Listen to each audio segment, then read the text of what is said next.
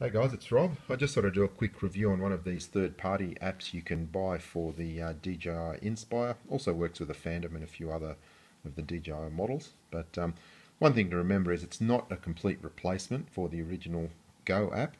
You're still going to need the original app when it comes to configuring the aircraft. This has all the different settings for tuning your aircraft, expo, sensitivity, gain, RC calibration, and what have you. So yeah, you'll still need the original app for basic setup and configuration. But what the Litchi app does is it allows you to fly pre-programmed waypoint missions and a few other features, but I'll just focus on the waypoints at this stage. We'll set up a sample mission, and as you can see, that's Australia. I'm currently up on the northwest shelf in a place called Broome. I live in Sydney, so let's just create a sample mission around Sydney Harbour. And just for the record, you're not allowed to do this because Sydney Harbour is restricted airspace due to helicopters and float planes, but it will look good on the sample. Here we have Sydney Harbour Bridge, and here we have the Opera House. So the first thing you want to do is define what's called a point of interest, and we do that just with this icon up in the top corner here. Click it once, it'll go blue, and click where you want the point of interest. So we'll put a point of interest at the Opera House, and we'll put a point of interest at the Harbour Bridge. You'll see there's two there. Now above those points of interest, you'll see there's a little number 1 in a cloud. That's the height of the target. So we can leave the Opera House at 1 metre. We go to POI 2.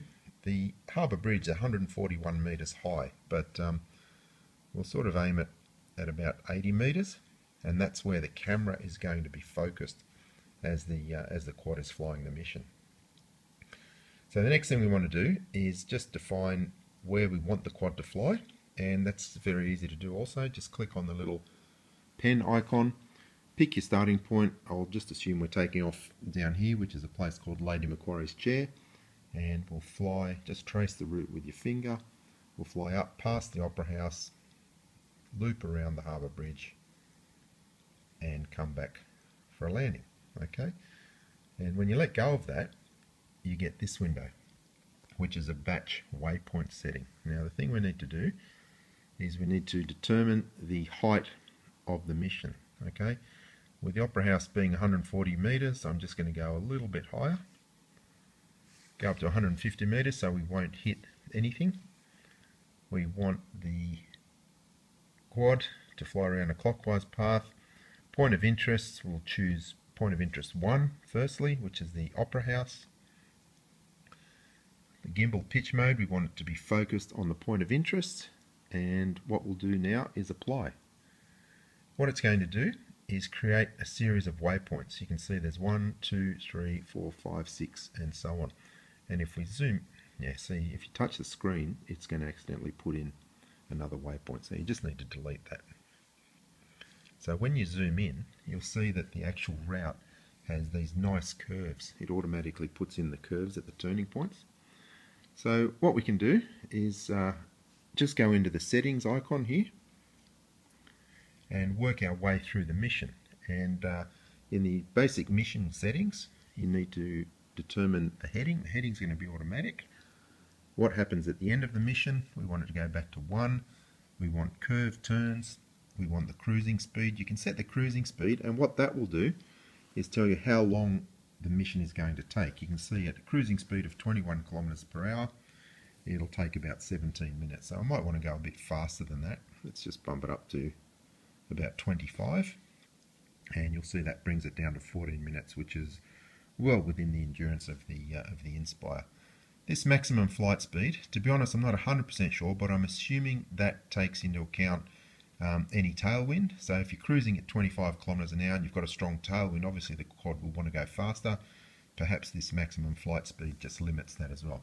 Not 100% sure, I'll have to test that, but that's my best guess. Default curve size. We want the gimbal to focus on the POI at all times. So they're your basic settings. So what we can now do is just scroll through each of the waypoints and confirm it's doing what we want it to do.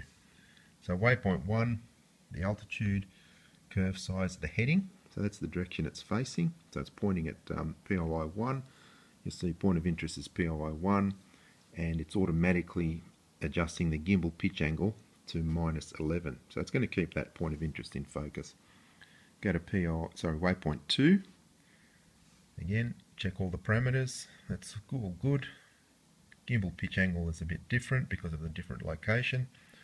Go to waypoint 3, which is here. Go to waypoint 4.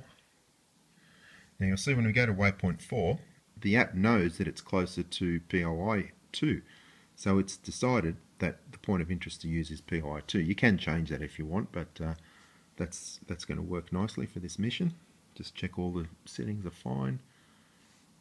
Go to waypoint 5, waypoint 6, waypoint 7, and waypoint 8 where it goes back. So that's all good.